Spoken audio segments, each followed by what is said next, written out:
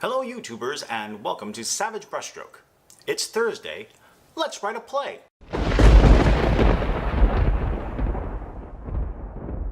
So basically what I've done is I've created a weekly schedule which basically says that I'll write 2 pages a day of a screenplay Monday through Friday. I'll write 2 pages a day of a book Monday through Friday.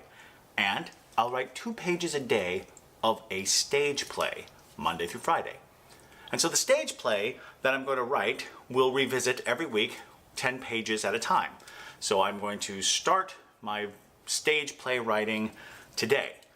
Now the interesting thing about it is, why choose different mediums? Why choose different things and different ways to express yourself? Why write a play when you could write a novel, or you could write a screenplay, or you could write poetry? Well, ideally, in my estimation, in my belief, all you really need to do is kind of find what it is about each of these mediums that appeals to you. What is it that makes it a play and not a movie? What is it that makes it a book and not a play? And the way I put it is, a play involves a living relationship with the audience. It is happening in real time. The actors are experiencing things on stage that the audience can actually affect. The audience's reaction, interaction, their gasps, their applause, their laughter, it informs the action on the stage. It's a very living thing. So when I sit down to write a play, I think about the stage as sort of this amplifier of emotion. It is a communal experience, and it's not just a group of audience members, like say in a movie where we're all together sitting in the dark watching the same thing and we all share this experience. But we never really get that living electricity off of the screen. In theater, when you sit in the audience and you watch, you are an essential piece of this living art. The audience, the actors, they are occupying the same space and the same time. It's truly magic, and my first love is theater. I love theater greatly, and so whenever I think about writing a play or performing on stage, I try to think of that really grand connection. The grand connection starting with the playwright, and then passing through the director and all of the crew and the designers and everything, all the way down to the audience in the seat. It's a collaboration unlike any other.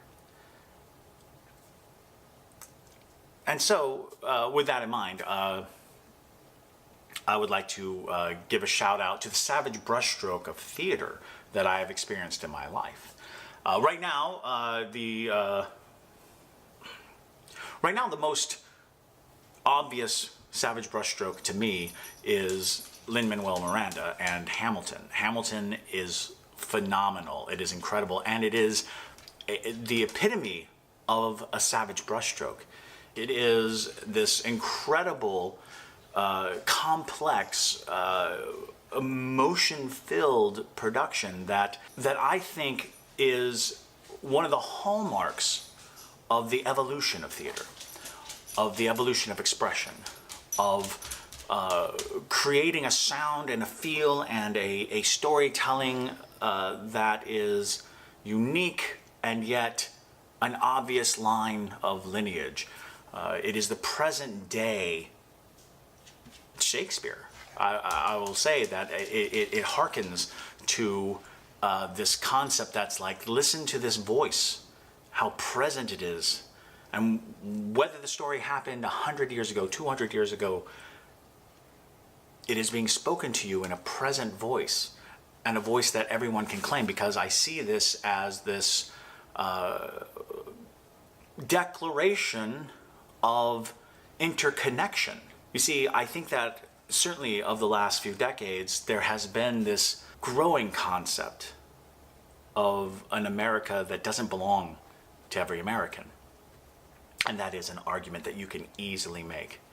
It's such a difficult story to tell, the American history. And I think what happens is people get disillusioned with the present, and they take it out on the past. When the truth of the matter is you can claim every bit of it. You can claim every piece of American history as your own as an American. The good, the bad, and the ugly. And you can take from it what you need to be secure that you own America. You do. Americans own America. It is our country, our birthright.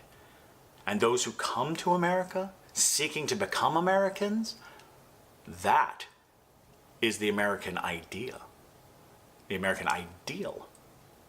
So I find that Hamilton strikes a nerve right at the right moment. It says exactly what we need to say for now, and it gives us a voice about the condition of our lives. And that's what the Savage Brushstroke is all about. Giving us a voice. One that we can not only relate to, but if we had to, we could shout. Something that makes us cry and make us overjoyed. Something that serves not just the artist and not just the audience, but the whole of humanity. And that's what we should strive to do when we create. A single person expressing their heart can change the world. If you have things that you find are Savage Brushstrokes, leave a comment below. And subscribe, listen to the podcast. We're going to have more guests, a weekly podcast. And thank you for joining me. This has been the Savage Brushstroke.